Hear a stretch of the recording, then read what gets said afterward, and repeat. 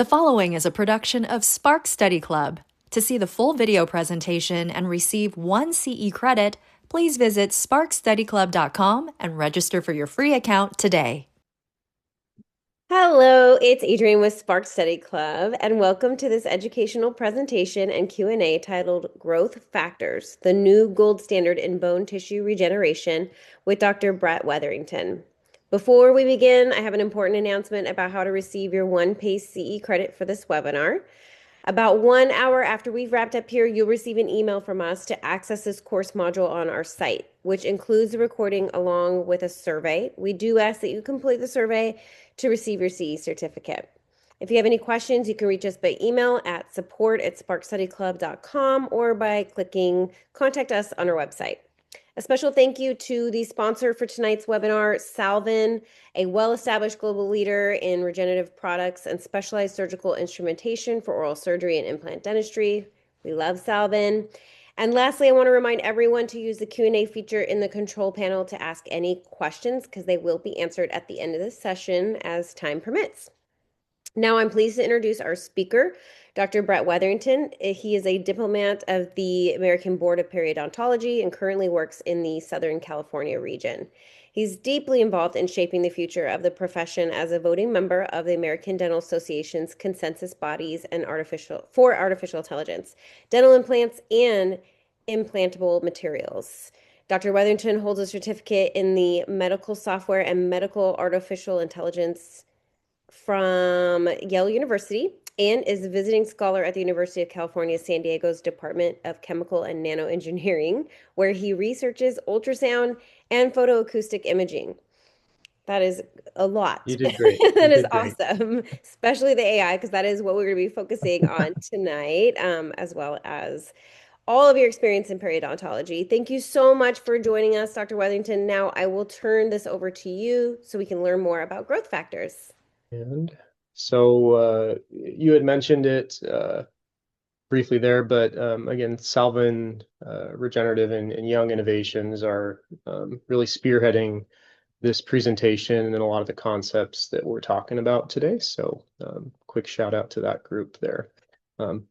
Now, the meat and bones of what we're talking about, again, it's going to be growth factors, the new gold standard in bone tissue regeneration, and specifically a new product that's available to us on the market called Allispark GF or Allispark Growth Factor.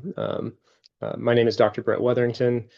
Thank you again for the kind introduction, and I look forward to spending the next 45 minutes to an hour here kind of sharing my thoughts and my background on some emerging technologies in the field. So we're going to discuss a lot of things. Again, the meat and bones of this presentation is going to be on hard tissue augmentation and what we can do to really get good, nice, predictable results, even in cases that appear large on the surface. Disclaimer, I can have everyone read over this. I'll give you a few seconds. I'm not going to read this word for the group.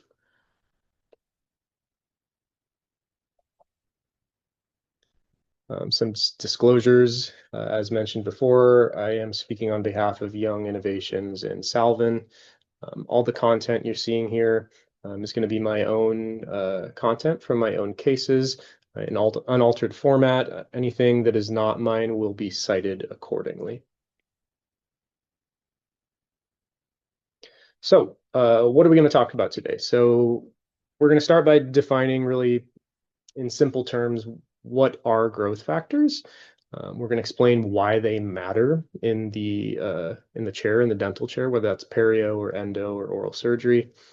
We'll describe some of the existing evidence for specific types of growth factors. As many of us know, there are hundreds, if not thousands, of growth factors. Maybe not that many available to us commercially now, but again, the product I'm going to introduce today has over 1,000, for example. So lots of different growth factors. It's important that these are evidence-based, that we're not treating our patients as test tubes, for example. We want to make sure everything that we're doing has evidence to support its use in clinical practice. Following that, we're going to outline the clinical indications, the limitations, and future applications of growth factors. And then last and certainly not least, we're going to illustrate how we use these growth factors in practice, show a bunch of cases, kind of go over little nuances, and then of course answer any questions that the group may have when we have finished everything. So diving right into things, what is a growth factor, right? We use this term, we throw it around a lot. We buy certain products, but on a molecular level, what is a growth factor? And well, it's a polypeptide or a hormone that can act as a chemical mediator. So this is going to signal other cells to do certain things, right?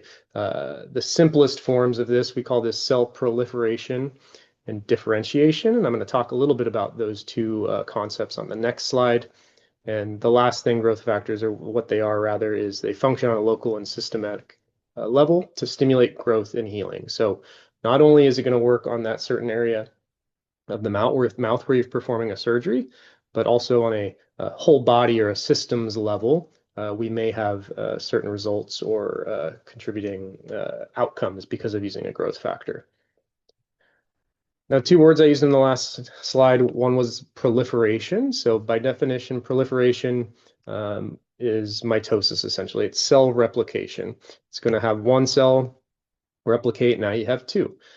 We follow this concept. Soon enough, we're going to have 4, 8, 16, so on, so on. So a growth factor can get certain cells to proliferate. It can get fibroblasts to proliferate. It can get osteoblasts to proliferate. It can get cementoblasts to proliferate. All three of these things are important in regeneration, as we're going to come to see throughout this lecture. Now, what makes proliferation different from differentiation is differentiation. The cell is not replicating. It is actually becoming something different. So that white cell at the top is a mesenchymal stem cell that can become a pre-osteoblast, something called an osteocyte, which can then differentiate into a mature osteoblast. The same concept is what follows for osteoclast formation, which is the opposite, bone deformation rather than apposition. So proliferation, same cell is going to multiply. Differentiation, one cell is going to mature, if you will, or become something differently altogether. Why do growth factors matter? Well, they are required for periodontal regeneration, whether we are adding them as an adjunct to a surgery or they are innate to the surgical environment, right? Growth factors, what we are adding are simply human-made proteins or peptides. We are just adding them in a higher concentration or catering them specifically to a need. So periodontal regeneration requires a growth factor or growth factors rather, and it's also going to assist in wound healing. So both very important concepts and important reasons that we would use growth factors. Periodontal regeneration, we define this in quotes as the restoration of alveolar bone, PDL or periodontal ligament, and new cementum. Clinically and or radiographically, it's sometimes difficult to say with confidence that we have regeneration. Is it regeneration? Is it repair? Is it somewhere in the middle? And as I mentioned previously, regeneration is, number one, going to require cells, innate cells to the human or to the patient. A scaffold, this will be your hard tissue augmentation product or even soft tissue augmentation product. And then signaling molecules, and these are growth factors. And as previously discussed, these exist naturally, but we can add them in addition to what we're doing to really kind of cater a specific outcome. Just a side note, right? The formation of what we call a long junctional epithelium, this is repair. This is not true regeneration. And sometimes it can be difficult to determine, do we have repair or regeneration from a clinical or radiographic standpoint? Now, fortunately, years ago, the IRBs that needed to be approved for clinical studies in humans weren't as stringent. And Jerry Bowers did a 3-part study. We call these the HENA studies, histologic evaluation of new attachment, where he and his group were able to prove that true regeneration is possible in humans. Again, this was a 3-part study. One was a proof of concept. Second was using DFDBA as an allograft substitute. And the third part was submerging or non-submerging defects. And on simple terms, what they did here is they created grooves in teeth prior to doing any surgical intervention, right? So they create these grooves or these notches. One is at the alveolar crest, one is at the base of calculus, and one is at the base of the defect. And the image on the left is going to go ahead and show a surgery or procedure that did not use any allograft, right? And the image on the right is going to show us a procedure that did use an allograft, or a DFDBA in this case. And what I want us to appreciate is the bone level is below those notches in this case where no bone graft was used. When we contrast this with the sites that did use DFDBA, we can see that bone grew up to that highest notch there, right? So on a histologic level, again, block sections were taken out of human patients, which would not fly nowadays. They were able to see new cementum, new PDL, and new alveolar bone forming, thus proving regeneration is possible. Now, this translates to our practice today in many different ways, right? If we look in similar line to the Bowers study, we have GTR cases, and this patient has a lot going on with the crowding, the root proximity, but this is a contained defect. We can certainly try to graft that. We're all familiar with furcation defects or interdental defects and how these can be manipulated and grafted. We can also contrast this from a clinical perspective to a radiographic perspective. And maybe we have a case like this with 2 intrabony defects. We go in, we do our GTR, our procedure that we're going to do for regeneration, and 9 to 12 months later, radiographically, we can appreciate bone, right? I don't know about everyone here. I'm not taking block histology on any of my patients, so between this radiographic finding and the clinical findings of reduced probing depths, reduction of bleeding on probing, I am confident I'm providing a significant benefit to these patients by doing these regenerative procedures. So not only is it GTR, right? We can talk big picture here about extractions and even GBR, or ridge augmentation. So what happens in an extraction? First and foremost, many different reasons for an extraction. I like to take photos of a lot of the stuff I do. So just to illustrate vertical root fracture, I'm sure we've all seen cases with vertical root fracture. External root resorption on these cases, resulting in an immediate implant placement. Now, a tooth comes out. What do we do? The question is, do we graft? Do we not graft? For the cases you're going to see today, and hopefully I give us some science to back things up. I find that there is a rationale in most cases to go ahead and add some graft substitute. And then on top of that, if I can, add a growth factor. So simple case, atraumatic extraction, go ahead and pack that with our bone. These are the roots. You can tell that this teeth has seen some better days, some failed apicos. Very simple grafting procedure. Just use a collagen sponge for these, horizontal mattress suture, or horizontal cross mattress, excuse me, to cover these sites. This heals. Later we open it up, and this is what we're aiming for, right? We want to see an abundance of bone available for us to go ahead and place some new implants. But on a biological or physiological level, what is actually happening? And I think it's important to understand these concepts prior to diving in and just throwing in certain products willy-nilly into a socket or a GTR site, right? So to the alveolus, we have 3 main sources of blood. The first is going to be the PDL. The second is going to be the periosteum, and the third will be the actual flap itself, right? So if we extract a tooth, bare minimum, we are severing that PDL. We are losing that those Sharpie's fibers in the blood supply to those fibers. And as a result, we will lose the bundle bone, or we call this the bundle bone. It's the bone that is adjacent to the tooth root in the socket.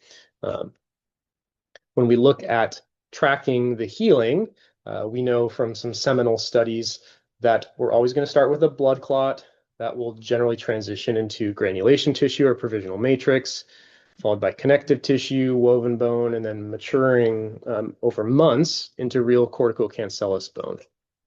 These are histological slides from that Carteropoli study showing your initial blood clot transitioning into this connective tissue, into this woven bone, lamellar bone, and ultimately the mature corticocancellous bone we're all familiar with. In a very oversimplified manner, this is just an idea. The blood clot fills. It's going to fill from the periphery first, and that is ultimately where the bone is going to fill. So as a result, since it's filling from the adjacent bone, from the periphery, we tend to lose a little bit of crestal height, and we'll also lose a little bit of width. How much resorption occurs if we do absolutely nothing? Well, this has been studied in abundance. And we know that in the first 8 weeks, there's something called osteoclastic activity, meaning we are going to lose bone in both the horizontal and vertical dimension. The first phase of this bone loss, if you will, is the bundle bone resorption. So PDL fibers severed, no blood to the bundle bone, we resorb there.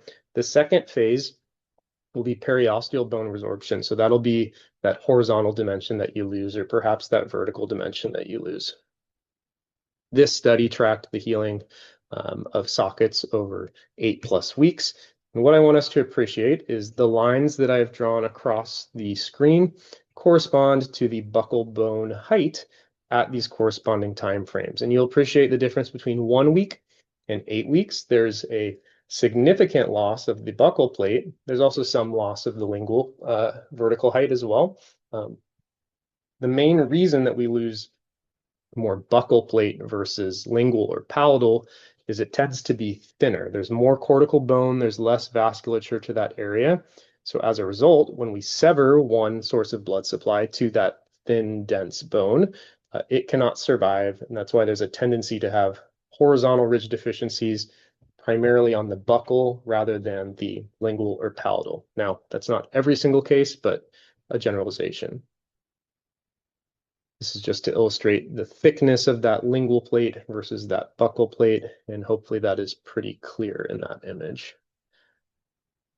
Now, what else plays a role, right? We just talked about bone density. A buccal plate may be more dense than the lingual because of the thickness, but different areas of the mouth also have different bone densities.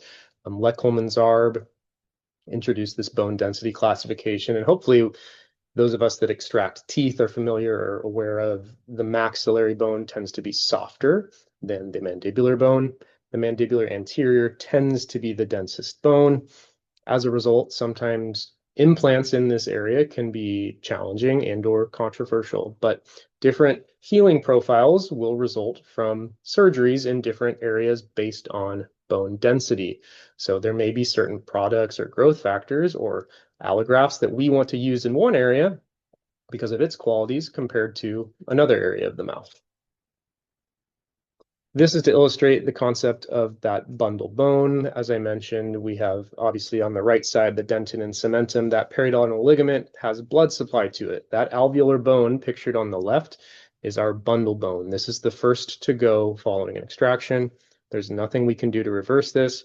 It's just what can we do to set this site up best for success moving forward. How much resorption occurs? Again, this has been studied in great depth in the past. This study looked at single tooth extractions in molars and premolars, and they found that up to half of the bone was lost in the horizontal dimension. This is up to 5 to 7 millimeters. The vertical dimension was quite minimal, and this was because it was posterior sites where generally the buccal plate thickness is thicker than anterior sites, for example. Another important point with this study was that 2/3 of the reduction occurred within the first 3 months. So when it happens, it tends to happen fairly quickly. And then usually over the course of a year is where you'll generally settle things. Beyond 1 year, you generally don't see too much additional resorption. Just to illustrate what this looks like, right? So you have an extraction, and over time, I'm sure we're all familiar with this, especially those that place implants. You got a ridge that looks nice, you open it up and it's like, wow, there really is this kind of shelf or step there that exists. And in order to place an implant in a prosthetically driven position, I probably need to augment that buccal plate or do a buccal contour augmentation. From that same study, this is just to illustrate, if we look at the bottom right, the mandibular bone tends to have more resorption than the maxillary bone. And again, this is or can be related to the bone densities and how much blood supply exists innately to these different bones or regions of the of the jaw. That last study was posterior teeth. We're going to look at anterior teeth. Anterior teeth, they found that teeth that had a thin buccal plate lost 7.5, almost 8 millimeters of vertical bone height. Those with a thick buccal plate only had 1 millimeter of vertical loss. From that study, they used cone beam data immediately post-extraction and then a few months following the extraction, and then merge those two data sets together to create a heat map. So the image you're seeing here is of a thick buccal plate defined as greater than 1 millimeter in thickness. And you'll see that relatively, that kind of heat map on the right, things look generally the same.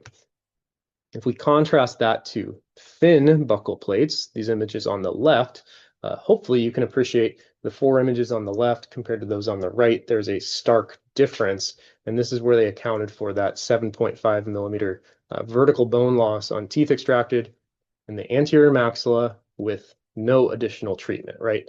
So hopefully that drives home the point, especially in the aesthetic zone where it can be even more challenging to get the results we want. All the more reason to go ahead and add some sort of product that's going to help us out with that. How do we determine if it's thick versus thin? In today's world, we have CBCT data at our fingertips. This is the gold standard. But if we look kind of to the past or maybe easier things, 3 main modalities, the eyeball test, if you will, you look at the tissue and you determine, is this thick, is this thin? On the far right, if you're in a research or academic setting, perhaps you have calipers. I know I don't, and you can physically measure that distance or gingival thickness or buccal plate thickness. And then on the image in the middle is what we call probe transparency, right? If I can probe through the tissue and not see the hue or the color of that probe, that is a good indicator that we have a thick phenotype and therefore probably a thicker buccal plate. If it is transparent, and I can see that, generally the tissue is thinner or the tissue is thinner, and as a result, the bone will be thinner. Those two tend to follow suit. If the tissue is thick, the bone will be thick. If the tissue is thin, the bone will be thin. With cone beam data and now intraoral scans, we can literally merge these files together, and within fractions of a millimeter, I can measure exactly how thin or thick the tissue is or the buccal plate is. And this can be a good predictor of what is going to happen if I extract the tooth and what do I need to do to prevent these kind of adverse events. It was mentioned I'm doing some work at a university here in California, and this is an ultrasound image of a tooth. This is another modality we can use with non-ionizing radiation, right? So none of the negative effects of taking multiple x-rays or a cone beam or anything like that. Now the penetration tends to be fairly shallow, but we can still make out a number of very important landmarks and measure with arguably higher accuracy some of the thicknesses of these structures.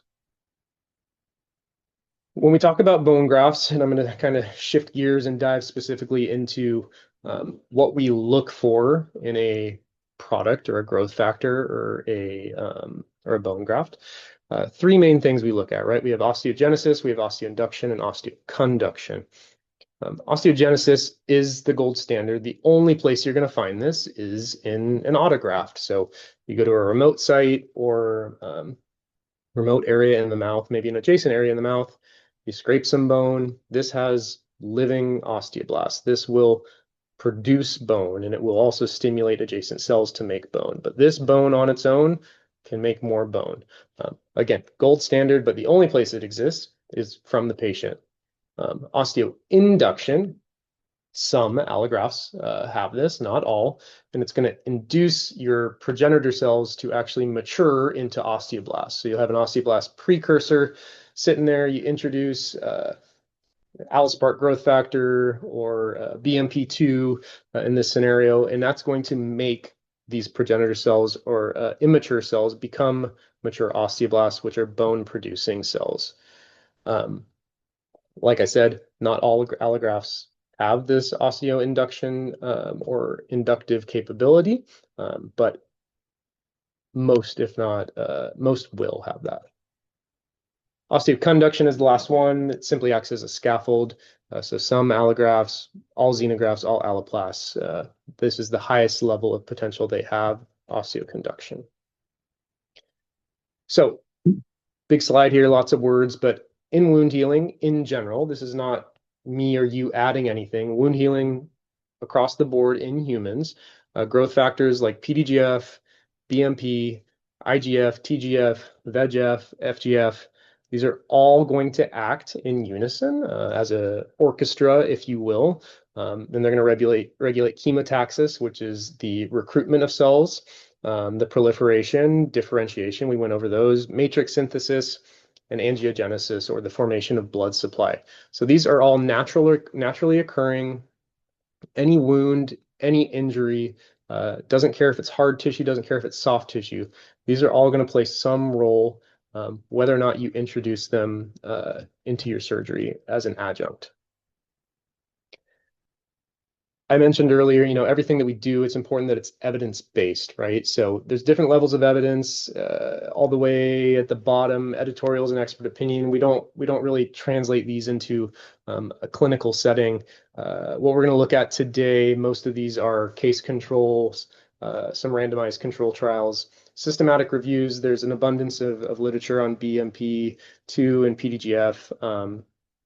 And as I mentioned, everything we want to be evidence-based. So I'm about to show you some lit that kind of proves my point with certain growth factors. So the first one, and we're going to talk about a number of these. The reason we're talking about a number of these is that they are all in alloSpark growth factor, right? alloSpark growth factor is unique in that it's not just a silver bullet, if you will. It's not one growth factor being applied. It is naturally derived growth factors from a human source that span a broad spectrum, right? Over 1,000 growth factors included. But we're not going to go over 1,000, I promise you. We won't keep you here all night. But we're going to hit on the big ones. So platelet-derived growth factor. Whenever you see an RH in front of something, that means recombinant human. That implies this is synthetic. This was made in a lab. They can do this very accurately. They can do it in high quantities. But RH, again, recombinant human. Widely studied, and it's a potent chemoattractant and mitogen for PDL fibroblasts, osteoblasts, and cementoblasts. So what does that mean? It's going to recruit cells to come to that area, and mitogen is the same thing as proliferation. So you're going to get a bunch of precursor cells that come to the wound site, and then they're all going to replicate like crazy. So you have an abundance of these cells that you can now choose or dictate where they go, or the patient's immune system can dictate that. And pending what you add in addition, you can also help dictate that. A number of studies on platelet-derived growth factor across the board. Many of these cases were just using PDGF, no additional adjunct. Significant linear bone gain, significant defect fills compared to the control subjects. This is a site in a furcation with some histology taken after the extraction of the teeth.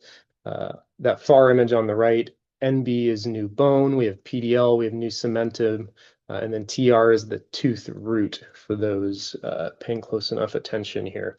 But we're seeing regeneration on in these cases.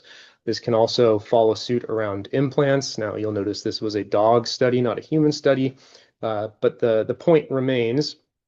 These implants were intentionally placed supracrestal, grafted using PDGF, and we have bone growth and integration up to the platform of these implants. So PDGF transitioning from one hugely studied growth factor to bone morphogenic protein, BMP2. Once again, the products that we use this in, when you buy them off the shelf, are recombinant human. This is osteoinductive. It's going to specifically tell all of those cells that PDGF just brought into the wound, we want you to become osteoblasts. As I mentioned, osteoblasts are going to produce our bone. So this can be widely valuable in the sense that we are now telling cells specifically what to do by introducing something like BMP2. This slide just kind of illustrates that point. Again, on the bottom, recombinant human BMP2 plus a carrier. This is important, right? These always come with a carrier. We need to add them to something so we can deliver it to the wound site. It's going to induce stem cells to differentiate into osteoblasts. Osteoblasts become osteoblasts, produce bone, and that's where we get really, really remarkable wound healing in a lot of these sites.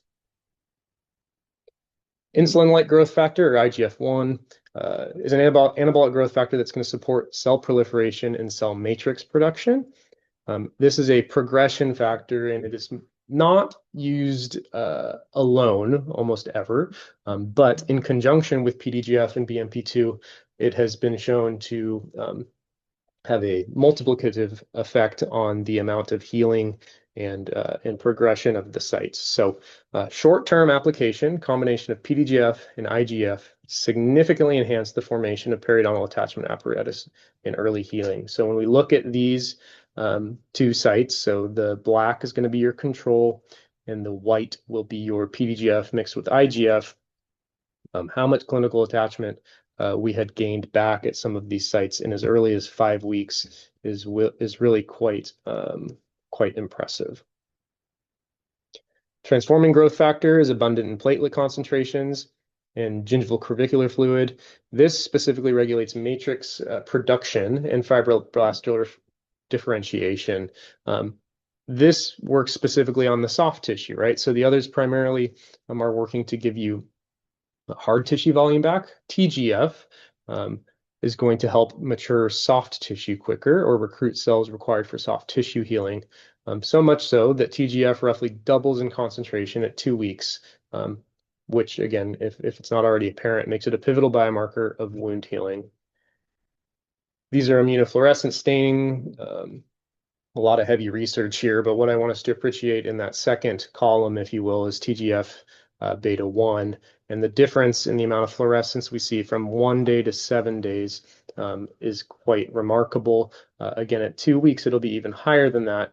And this is just to illustrate that it is a very important biomarker in normal wound healing. So if we can add that to the site and accelerate that soft tissue healing, it can definitely be beneficial for your surgical outcomes. VEGF, or vascular endothelial growth factor, pretty simple one, right? It's going to promote angiogenesis. Angiogenesis is the formation of blood supply. If we don't have a bleeding site, if we don't have blood, we can't deliver any of these cells. So this kind of lays the groundwork and often acts before any of the other growth factors in a surgical site or in any wound that we may create or come upon. Some of the last few here: fibroblast growth factor stimulates the proliferation and migration of PDL cells while maintaining their multipotent nature to differentiate into hard tissue forming cells, such as osteoblasts and cementoblasts.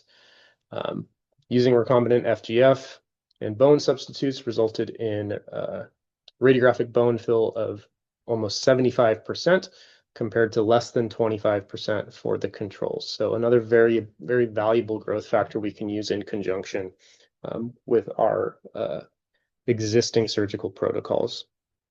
This is showing just FGF provided on this site or treated with this site, and we can see a pretty substantial increase in radiographic bone height and fill on this case.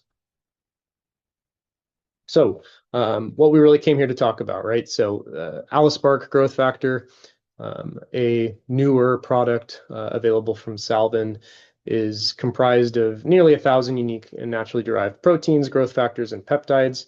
This is a human allograft, so human-based tissue, and we'll dive a little deeper into some of these thoughts in a few minutes. But human-derived, all naturally occurring. This is not a synthetic growth factor. This is not recombinant human. This is purely human-based, processed, and made available for use and treatment.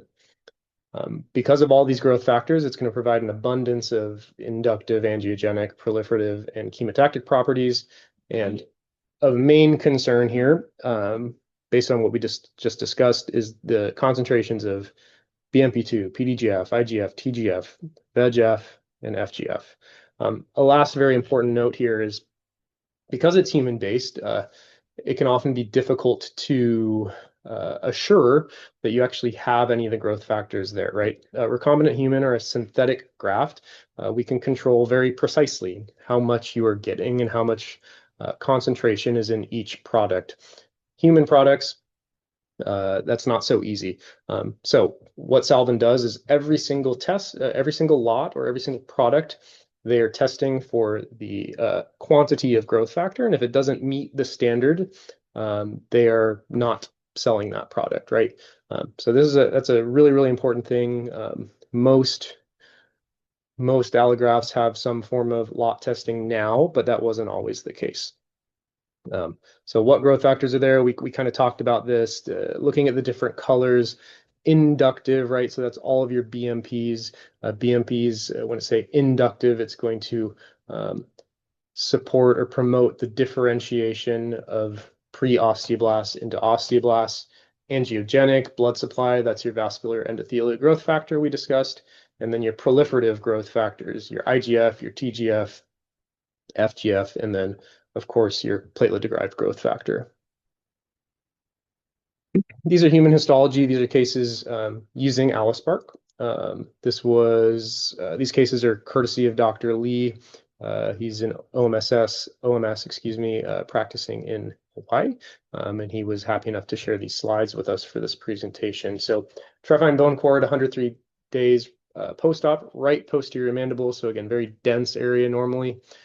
Extensive mature bone, vital osteocytes in the lacunae, all those little black dots there, right? So we actually have cells or osteocytes in those lacunae. That is a good thing. If those were empty, for example, the bone would be dead. We see that with xenografts as well. High power magnification. We can see now the Haversian canals, which is the blood supply to this bone. So this is a well-integrated, well-vascularized bone graft at 103 days. And then this is also a very unique slide from the histology. The pink, we're familiar with seeing this. This is your mature bone, but that yellowish green color is actually the immature bone starting that formation. So really, really valuable when we can take trifines like this and see what is happening on a molecular level. Not a molecular level, but on a histologic level under a scope with a pathologist reading. So some benefits of AlloSpark, right? It is lyophilized in treatment, meaning it is devoid of any moisture. As a result, this comes as a powder for you, and that powder can be stored in ambient room temperature for up to 5 years. So no refrigeration required, as long as the building that you work in has some sort of temperature regulation and temperatures aren't jumping to 100 to 15 degrees or ultra hot temperatures. This is fine. It's very simple to use. Stringent donor screening selection, as I mentioned, they look at each lot to make sure the quantity of growth factor is there. And there's no cellular or self-identifying antigens to elicit any immune response whatsoever. So very safe to use. Regeneration in general is going to require cells. We went over this, signaling molecules, those are growth factors, and then, of course, a scaffold. And this is an important part, right? Our scaffold can be from the patient, it can be from a human donor, it can be from a different species donor, or it can be synthetic, like an alloplast. But these scaffolds are required for what we're using. And when we use our AlloSpark, we're actually going to let that saturate or mix with a scaffold for 15 minutes prior to use. So I think I'm going to go over the instructions here shortly. We can use this with a variety of different products. As I've alluded to, you can use it with particulate graft. You can do it with bone blocks, whether those be standard or custom. You can do it with xenografts or alloplasts as well.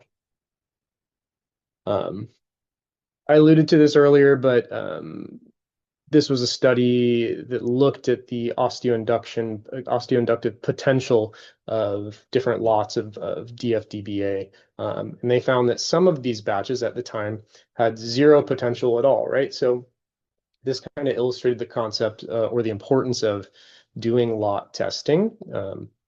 And without this, potentially, there may be products that you purchase things like that, that wouldn't have this osteoductive and potential, wouldn't have the BMP2 that you want to produce mature osteoblasts.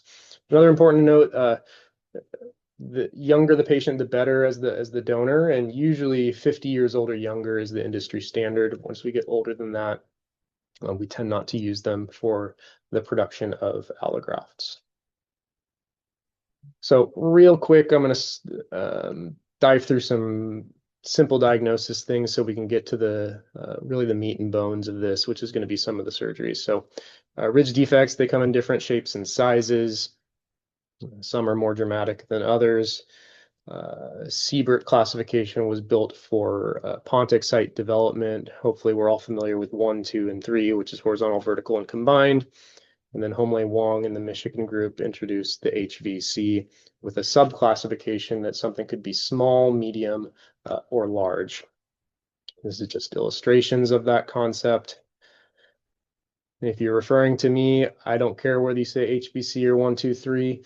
And I can't imagine most docs do. That Homley Wong study did specifically look into the types of treatment that you may use for the specific defect. And some providers find this beneficial, especially those maybe less familiar with bone grafting procedures.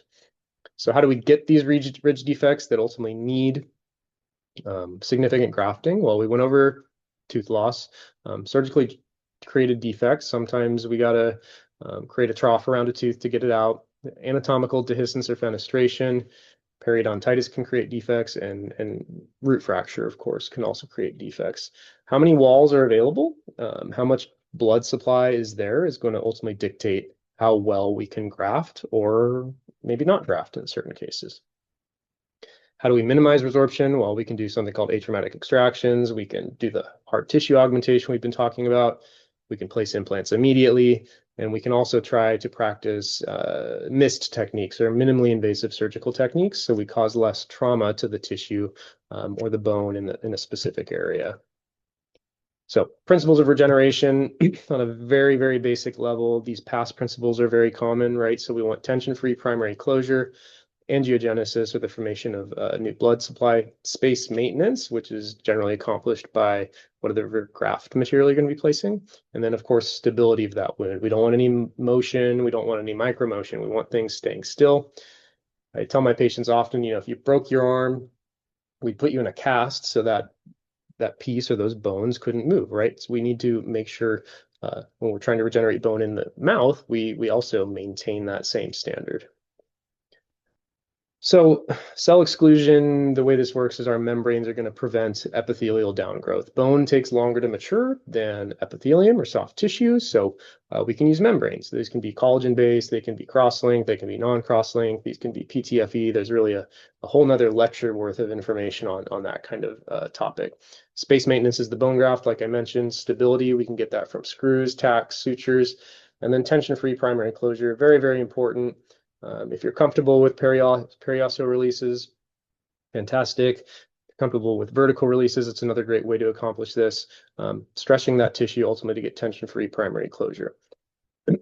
Bare bones, the way this will work, tooth comes out, you're going to add whatever product you have, close that with a membrane. Whether or not you get primary closure for something like a site preservation is really neither here or there, but for the sake of learning here, we're going to just discuss that.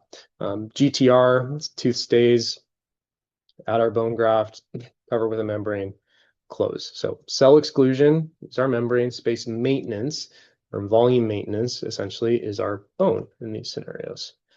Different ways to get membrane rigidity. You can see some tacks here that I've placed to stabilize that membrane. You can see a screw that we've placed to fixate a block. In cases like this, I've kind of transitioned into doing more of these periosteal mattress sutures with a resorbable monofilament, so I don't have to go back and do a second surgery as long as the procedure isn't too large. When we do surgery, another thing I always try to do as well is we always want to advance beyond our anticipated CEJ.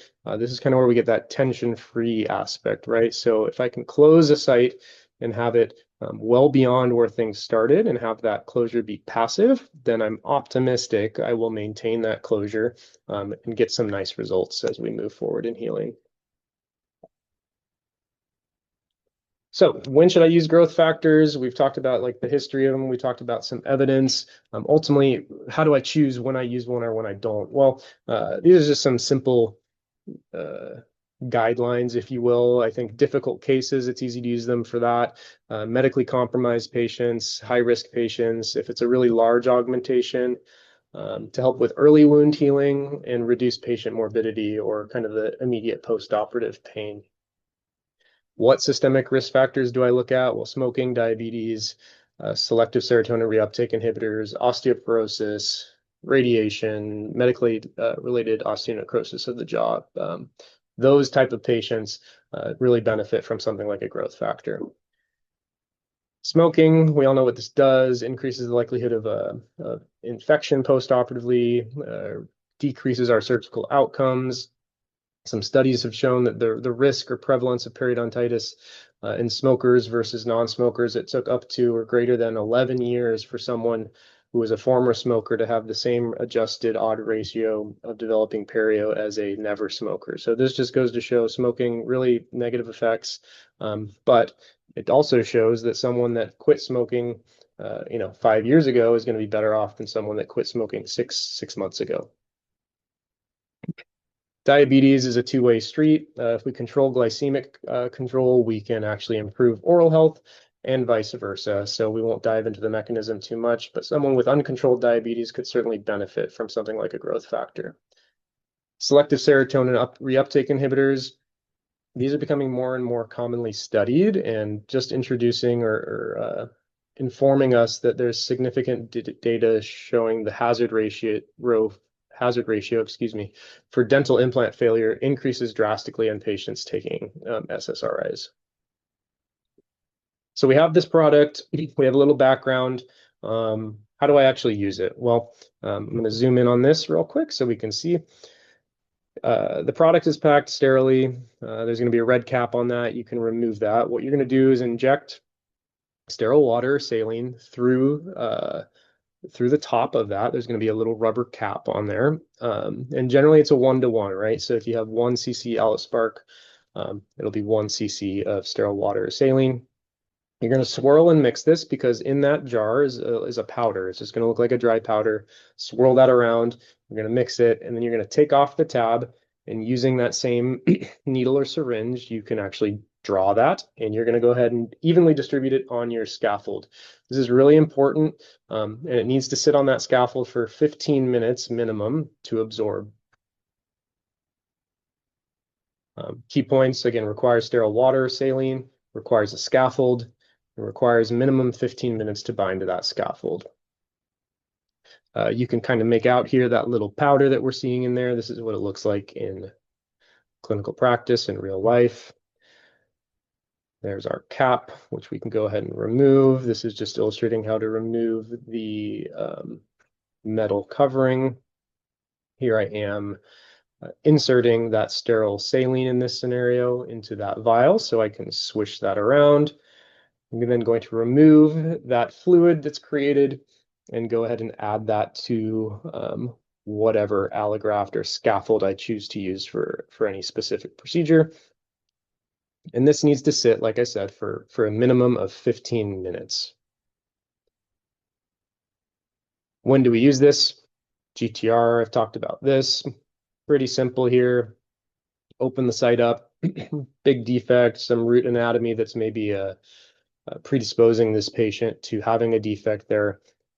Soak our allograft, add that in place. Whether or not you choose to use a membrane, again, is a topic for another day, but we can go ahead and close that site and have confidence we're going to get some good predictable outcomes. Site preservation. This is potentially the largest central incisor I've ever had to remove. We were planning on immediate implant, and this thing was so gigantic and had compromised so much of the buccal and palatal bone. Also had a fenestration that I elected to give it something a little extra to help us out. So tooth is removed. There she is in all her glory. allograft mixed with Allospar, went ahead and added to that site defect, covered and left to heal via secondary intention, so we didn't lose any keratinized tissue. 4 months post CBCT, 3D rendering, and then, you know, everyone likes to see a result like this when the time comes to go ahead and place an implant. Really an abundance of bone, made for a very straightforward implant placement and immediate provisionalization. Immediate implant placement, same concept, atraumatic extraction we're going to move forward with here.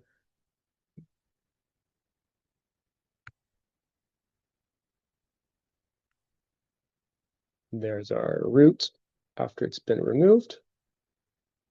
Going to place this implant in a guided fashion, so it's prosthetically driven. Mesiodistal looks good. Buccal lingual looks good. I like to leave a minimum of a 2 millimeter gap between the buccal surface of the implant and the buccal plate that allows me to pack sufficient bone graft and prevent resorption of that buccal plate. Many different techniques for this. That allowed us to go ahead and provisionalize this case with a pre-made shell. This is acrylic, good access, check the occlusion, immediate delivery that same day. And really the important thing, so this is same day as treatment. And as we track out towards the time of final restoration and 2 years post-op, what we like to see is bone growing over that platform, right? So patient biology, choice of materials, and, you know, of course, some growth factor that we can throw in there provides benefit. Implant with ridge augmentation. As I mentioned, prosthetically driven treatment is important. Maybe this is the best position for that implant, even though there's a large dehiscence on the buccal. Well, we can go in, follow our protocol, use the products that we know and trust, tension-free primary closure. This is 2 weeks post-operative for this case, and get some nice results with bone actually growing up and over the cover screw, which does not osseointegrate. So for large defects, this is where I really find the most value in these cases, and we'll go ahead and look at some large successful GBR cases I've used with Allospar. CBCT through and through lesion. Open this up. Not what you like to see, but using those principles, we can make a case turn from this into something like this with a real abundance of bone, a good bed for us to go ahead and place our implants. And I think that's pretty substantial and easy to see the amount of bone we were able to gain in that specific case. One of the last but not least cases I'm going to be showing for you, because I know we're running a little short on time. This was a case, one of my residents came in and said, hey, I had a failed apico. This tooth is starting to bother me. What can we do? And from the scan, I didn't love what I was seeing.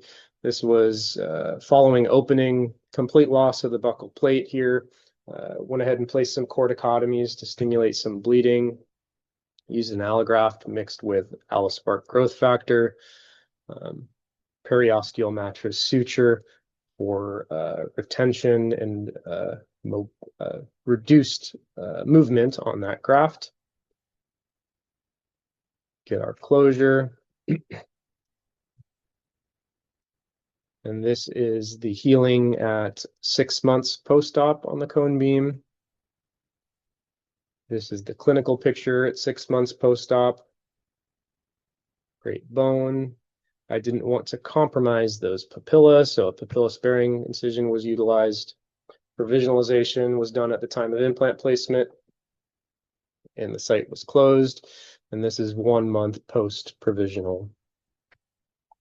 In the military, patients move a lot, so this resident PCS'd to another part of the country, and I believe they're still in this temp. It's doing its thing. Another case with a large GPR, significant surgical history here, almost like a cleft-like defect in the maxillary anterior. Decorticate, Allospar with our growth factor really bulked this one out, and I hope you can appreciate here how stable this is. There's multiple periosteal sling sutures utilized to maintain that rigidity. Immediate closure, again, he had a history of orthognathic surgery, so lots of scar tissue for me to fight with on this one. Immediate closure. Initial presentation, I also had to fight that fixation screw there. And this was our healing at, this was closer to 8 or 9 months post-operative healing. So another really, really nice result for that case. So some final conclusions as we wrap up. I know I went over a lot of cases and spoke rather quickly to get through the content in a reasonable amount of time for you, but growth factors function on local and systemic levels to stimulate growth and healing via proliferation, differentiation, angiogenesis, many different mechanisms. They can improve regenerative and surgical outcomes. Allosport growth factor has almost 1,000 different growth factors, excuse me, thousands of growth factors exist, acting independently and synergistically with one another. It has a substantial high value evidence is available to justify the benefits of growth factors. And Allosport kind of gets you the best of everything, right? It's multiple growth factors, and it's going to promote osteoinduction, angiogenesis, proliferation, and chemotactic properties of whatever you're using with your wound healing. So with that, that is the end of my presentation. So I will stop sharing my screen and we can move forward with any questions the group may have. Awesome. Thank you so much for that presentation. That was very My insightful, pleasure. and the images were very clear and lovely. Very red. A lot of red Very stuff. insightful on growth factors. We do have some questions coming in. But Yep. before I get to those, I would like to remind everyone to use the Q&A feature in the control panel on your screen to ask any questions. Um, we'll just jump right into it. Let's do it. Why did you choose Allospark growth factor as opposed to other ones that could potentially be in the market? And can this be used for soft tissue, which you can No, I think answer in the webinar. yeah, those are good questions.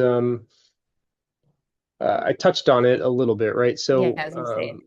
the Allospar is going to contain multiple, again, almost 1,000 growth factors that exist naturally anyways, right? And the quantities or the concentration of these growth factors is going to be at a physiologic level because this is a naturally derived product rather than something synthetically made in a lab, where they often increase the concentrations above into what we call a supra-physiological level. So the fact that in natural wound healing, all these growth factors are working synergistically with one another, if I can supplement that with more of those growth factors rather than picking just one to have some specific effect, but really cover all of the bases, I find that very, very valuable. Also, just from a clinical practice perspective, I can buy this, it can sit in my cabinet or in my storage for up to 5 years, and I don't need temperature control, I don't need a refrigerator,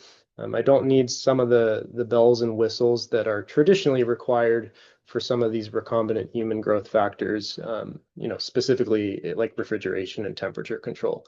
As far as can you use it for soft tissue, what I'd urge the audience to consider is when you have a wound, the body doesn't think, is this hard tissue or is this soft tissue? We tend to think that because we're just so driven to say, hey, this patient needs a gingival graft or this patient needs a bone graft. But to that end, this cascade of growth factors that exists in wound healing doesn't care if you're trying to regenerate bone or tissue. So to that end, I know the images and the bulk of this presentation was focused on hard tissue augmentation, but there is 100% a world and a route for you to use this for soft tissue substitutes, or even just use it in a wound. Now, the caveat with that is it requires a 15-minute time of soaking, if you will, in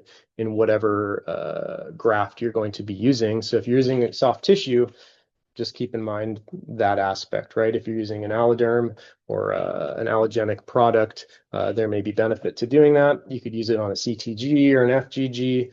You can also put a little just on the wound itself, but it won't have that same binding capability if you just try to drip this in the mouth, like saline, for example.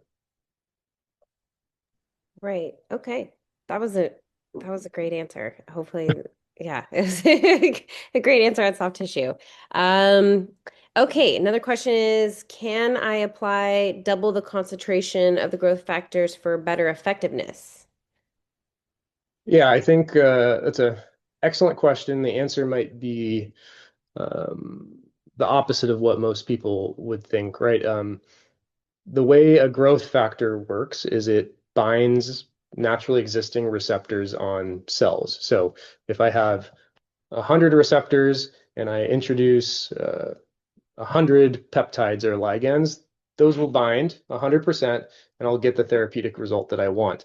If I have 100 receptors and I have 500 peptides or growth factors, well, 400 of those can't bind to anything. And what the body can actually do is if it recognizes there's too much of a hormone or a growth factor, um, it can downregulate the number of receptors that it's putting on cells. So in a weird way, the curve is or the use is more of a curve that plateaus rather than a linear relationship. So I don't advise trying to double the concentration because you may not get the results you want. Studies looking specifically at things like BMP2 have shown adverse effects in both spinal world with nerve compression and in the dental world with root resorption.